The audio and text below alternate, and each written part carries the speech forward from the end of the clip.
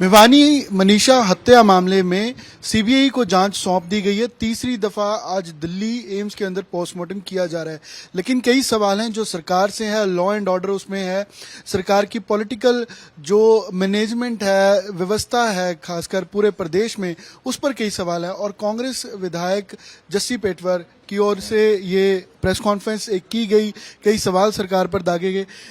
क्यों आपको विश्वसनीयता नहीं है सरकार पर, या सीबीआई जांच पर नहीं है, या आपको लग रहा है ये मामला कोई और है और इसको और बनाया जा रहा है? बिल्कुल सही कह रहे हैं आप, ये मामला और है और इसको और बनाया जा रहा है। और एक हत्या को आत्महत्या में बदलने की पुरजोर कोशिश ये सरकार कर रही है, ये प्रशासन कर रहा है। और जहाँ तक विश्वसनीयता की बात है तो आप इससे अंदाज़ा लगा सकते हैं कि एक हफ्ते से एक बहन के साथ इतनी दरिंदगी हुई है, उसकी डेड बॉडी मिली है, डेड बॉडी में उसकी गर्दन काटी गई है, उसके चेहरे के ऊपर एसिड डाला गया है, लेकिन ये सरकार इन सब बातों को पीछे हटा करके अपने फेलियर को छुपाने के लिए, एक बड़े से बड़े कोई अपराधी जो हैं उनको बचाने के लिए ये सरकार ऐसा घिनौना करते कर रही है कि एक आत्महत्या को ये लोग हत्या को एक आत्महत्या का नाम देने पे तुले हुए हैं। जहां तक जांच सौंपने की बात है सीबीआई की, मुझे तो बिल्कुल विश्वास नहीं, क्योंकि सीबीआई तो वो होता है जिसे ये सेंट्रल गवर्नमेंट केवल अपने जो विरोधी हैं, जो विपक्षी दल के जो नेता हैं, उनको दबाने के लिए सीबीआई का प्रयोग कर रही है। तो मुझे विश्वसनीयता नहीं है सीबीआई के ऊपर। हालांकि परिवार की संतुष्टि अंतिम संतुष्टि है, परिवार चाहता है सीबीआई से जांच हो तो हो, बिल्कुल होनी चाहिए। हम चाहते हैं, हरियाणा प्रदेश का जन जन चाहता है, युवा चाहते हैं कि इस मामले की जांच जो है तुरंत होनी चाहिए, क्योंकि टकराव की स्थिति भयंकर बनी हुई है। हजारों लोग उनके गांव में बैठे हैं, लाखों लोग सोशल मीडिया के ऊपर ये आवाज उठा रहे हैं, हैशटैग चला रहे हैं, हैशटैग जस्टिस फॉर मनीषा। और हालात इस तरीके के हैं, आप सोचिए ऐसा कौन सा जानवर हो गया जो एक डेड बॉडी को केवल चेहरे तक नोचने का काम करता है? ऐसा कौन सा जानवर है जो परफेक्टली गर्दन को काटता है? ऐसा कौन सा जानवर है जो डेड बॉडी के केवल फेस को नोचता है, शरीर के किसी हिस्से को हाथ नहीं लगाता? जब आदमी जहर पीता है तो अंदर से उसकी बेचैनी इतनी बढ़ जाती है, वो जमीन को नोचता है, वो चिल्लाता है, तड़पता है। आप हॉस्पिटल जाओगे, कोई जहर पिया पेशेंट आप देखोगे तो उसको बांध के उसका ट्रीटमेंट किया जाता है। पुलिस की है, सरकार बनवा रही है पुलिस से ये थ्योरी। पुलिस तो बंधी हुई है, सरकार जो आदेश देगी वो करना पड़ेगा पुलिस को। तो पुलिस की ओर से ये भी कहा गया कि ऑर्गन कोई अंदर से गायब नहीं थे, ना ही कोई ऐसी बात है, ये दुष्प्रचार किया जा रहा है। पुलिस तो ये भी कह रही है सुसाइड नोट मिला है हमें। अब मुझे बताइए कौन सा स्टूडेंट व्हाइट पेपर यूज करता है? कौन सा student A4 size paper use करता है? आप भी स्टूडेंट रहे, मैं भी स्टूडेंट रहा, हमने सब सदा लेनदार यूज किए हैं, आज भी लेनदार यूज होते हैं। कहाँ स्टूडेंट्स के पास से व्हाइट पेपर आ गया? और कौन, मरना तो एक अंतिम ऑप्शन है, कौन ऐसा होगा जो मरने से पहले अपनी भाषा को इंग्लिश में लिखेगा? या तो जो रोमन इंग्लिश लिख सकता है वो पढ़ा लिखा है, या तो सुसाइड नोट को इंग्लिश में लिखे या हिंदी में लिखे। ये, और सबसे बड़ी हैरानी जो है वो ये है कि जो फोरेंसिक जांच की जो बात थी, जो राइटिंग सैंपल मैच की जो बात थी, वो उसको आने में महीनों लग जाते हैं।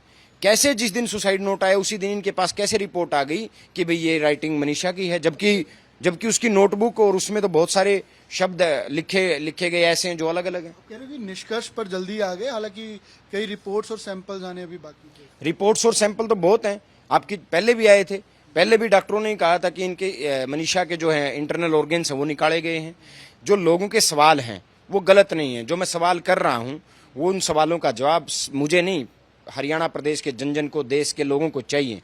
और सरकार को और प्रशासन को जवाब देने चाहिए कि किस तरीके से एक बहन के साथ जो इतना बड़ा करते कर दिया गया, वो उसके पीछे कौन लोग हैं और कौन ऐसे लोग हैं जो जिन लोगों को सरकार बचाने का काम कर रही है। सीबीआई की आप कह रहे हैं कि विश्वसनीयता नहीं है, तो फिर और जांच कौन करेगा इसमें? मैं तो ये चाहता हूं कि इसकी जांच जल्द से जल्द आए और हरियाणा प्रदेश में टकराव की स्थिति ना बने। जांच कोई करे, लेकिन ऐसी जांच नहीं कि एक हत्या को आत्महत्या में बदला जाए। जब बिल्कुल बदला जा रहा है, ये हालात ही तो ऐसे, कहां से सुसाइड नोट आ गया? जब परिवार कह रहा है कि ऐसी कोई स्थिति ही नहीं थी हमारे घर में सुसाइड करने की या कोई हमारी बात हुई हो। जब बेटी कॉलेज गई थी तो जब वो वापस आई है, कहाँ उसकी जो सीसीटीवी फुटेज हैं, जो बहुत सारी ऐसी चीजें हैं कॉलेज के अंदर, तो जब वो गई है तो जाने की भी सीसीटीवी फुटेज होंगी, आने की भी सीसीटीवी फुटेज होंगी, उनको निकाल के बताए सरकार, प्रशासन बताए। आप इसको विधानसभा में भी कह रहे हैं कि इस मुद्दे को उठाया जाए? 100% विधानसभा में भी इस मुद्दे को उठाने का काम करेंगे। और केवल इस मुद्दे को नहीं, हरियाणा प्रदेश में जितने अपराध पिछले 9 महीने में हुए हैं, हर अपराध को कांग्रेस पार्टी विपक्ष की भूमिका के नाते प्रमुखता से उठाने का काम करेगी। आपको जो धमकी आई थी उस पर आपने जेजेपी पर कहा है कि जेजेपी उसमें जिम्मेदार है।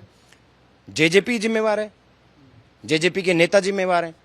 जब एक व्यक्ति, जब आप जेजेपी की देखिए, हर पार्टी की विंग्स होती हैं अलग अलग, यूथ विंग है, स्टूडेंट्स विंग है, कर्मचारी विंग है, अलग अलग विंग होती हैं।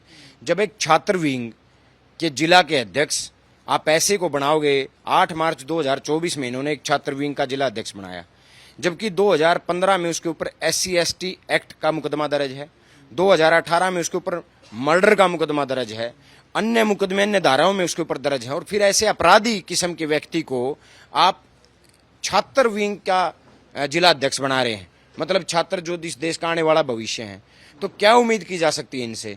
और आज तक जहां इसने एक चुने हुए प्रतिनिधि को उस व्यक्ति ने धमकी देने का काम किया, आज तक जेजेपी के किसी नेता ने पब्लिकली ये बात स्वीकार नहीं की कि भी हाँ, हमारी विंग के एक जिला अध्यक्ष ने एक चुने हुए प्रतिनिधि को गोली मारने की धमकी दी है। ये गलत है, लोकतंत्र में इसकी कोई जगह नहीं है। ये लॉ एंड ऑर्डर सारी जिम्मेदारी आप सरकार की मान रहे हैं कि सरकार को इस पर जवाब देना चाहिए, कार्रवाई करनी चाहिए, क्योंकि एक के बाद एक दिनों के बाद कुछ ना कुछ मामले आते हैं। एक के बाद नहीं, एक दिन में 3 बार। ब्रेकफास्ट के टाइम कहीं मर्डर होता है, लंच के टाइम कहीं मर्डर होता है, डिनर के टाइम किसी को मार दिया जाता है। ये हालात पैदा हो रहे हैं। मैं आज इतनी मोटी कॉपी लेके आया हूं जो बनाई हुई है अपराध की। ये हालात इस प्रदेश में पैदा हो गए हैं। ये सरकार का बहुत बड़ा फेलियर है कि ये सरकार अपराधियों को शरण देती है और अपराध को रोकने में विफल है। मनीषा केस में किस तरीके की कार्रवाई मांग रहे हैं आप?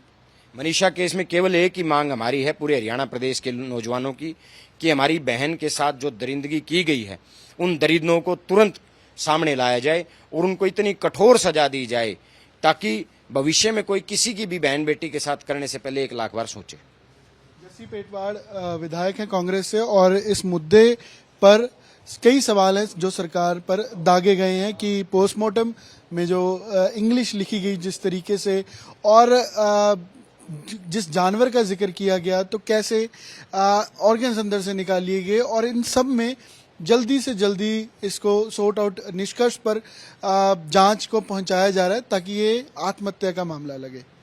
कैमरा पर्सन अमन गुप्ता साथ अमन भारद्वाज, चंडीगढ़ आज तक।